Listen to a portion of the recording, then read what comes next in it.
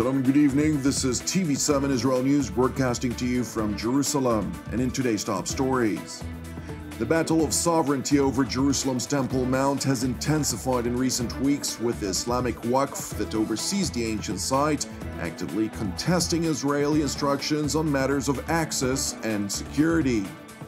A cluster of balloons carrying an explosive device were yet again launched by Islamist militants from the Gaza Strip toward Israeli territory, prompting an Israeli bombardment of Hamas targets in the northern Palestinian enclave.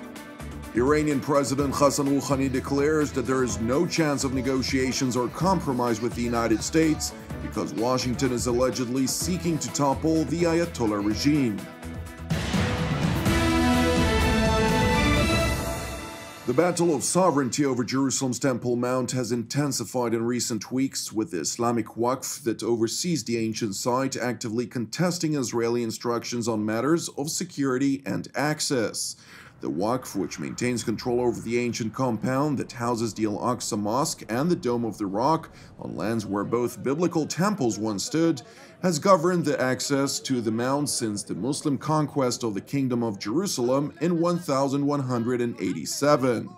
That said, despite the fact that Israel reclaimed the old city of Jerusalem during the Six-Day War of June 1967, which subsequently led to its decision to assert sovereignty over all parts of the city, wary of greater conflicts with the Muslim world, the leadership of the Jewish state at the time allowed the Islamic Waqf to retain administrative authority over the Temple Mount as part of the known diplomatic arrangement, status quo ante bellum, Latin for the state of the affairs that existed before the war. That is why, to date, only Muslims are allowed to worship on the site, holy to the three monotheistic religions, with penalty of eviction and even incarceration to any non-Muslims who dare to practice their faith on the grounds.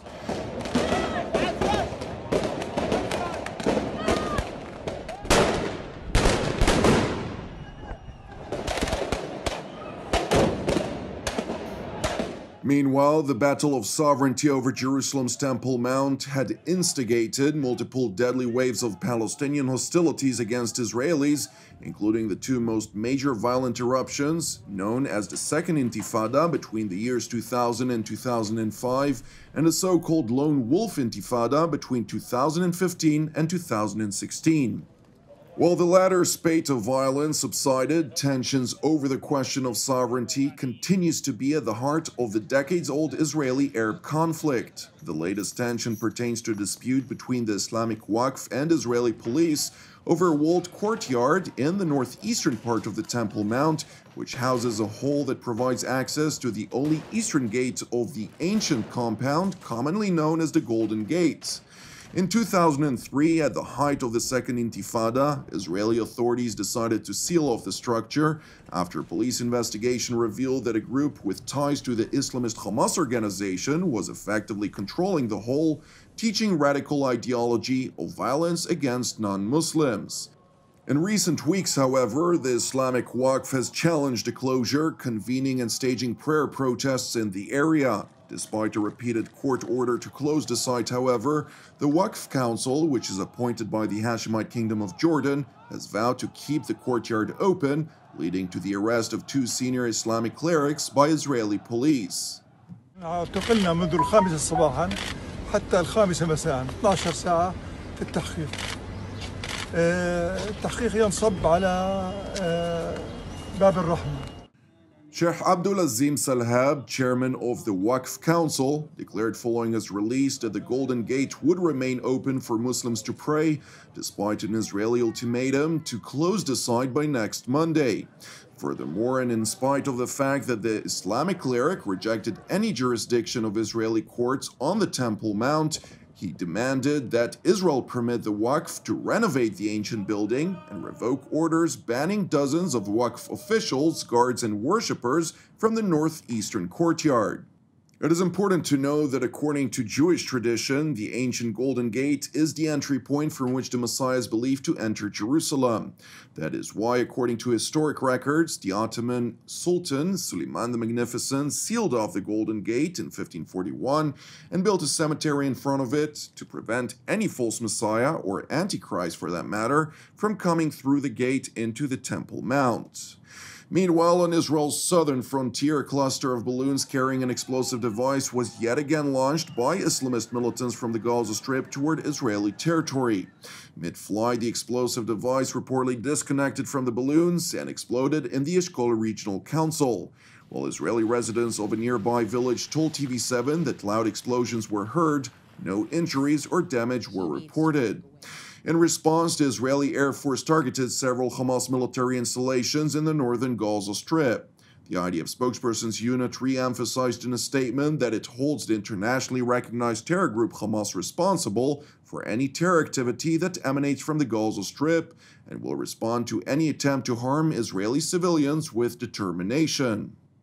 In related news, the Islamist Hamas organization held a meeting with a visiting Egyptian delegation in the Gaza Strip, during which it emphasized that it had no interest in intensifying the tension with Israel.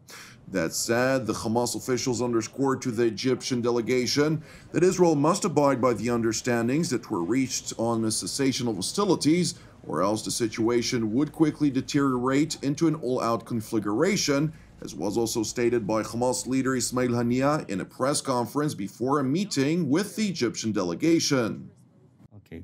If the Israeli occupation or Netanyahu thinks of an adventure against Gaza during the Israeli elections, I think they will pay the price that will send them away. According to Gazan sources, Hamas leaders Ismail Haniyeh and Yahya Sinwar had told the Egyptian delegation that they would not agree to let the residents of Gaza starve because of electoral considerations in Israel. The sources noted that the Egyptian delegation is currently conveying this message to Israel and is scheduled to return to Gaza within 2 days with Israel's response to Hamas's demands. Meanwhile, Israeli Prime Minister Benjamin Netanyahu signed an order today declaring the Hamas-affiliated AlAqsa television channel to be a terrorist entity.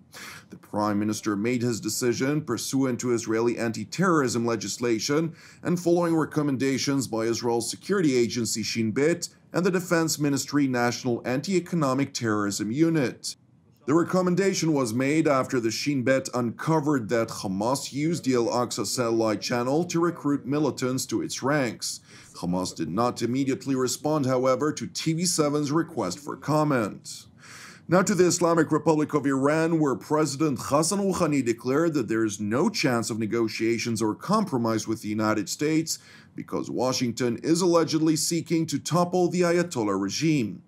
In a televised speech this morning, President Rouhani claimed that the American demand of Iran to change back to the way the country was before the 1979 Islamic Revolution, a demand the Iranian leader stressed would never happen. President Rouhani further stressed that the differences between Washington and Tehran are so wide that they are neither negotiable nor can there be a compromise. Thank you for watching us. You can also watch us at TV7israelnews.com or TV7.fi. For any comments, please send your emails to israelnews@tv7.fi.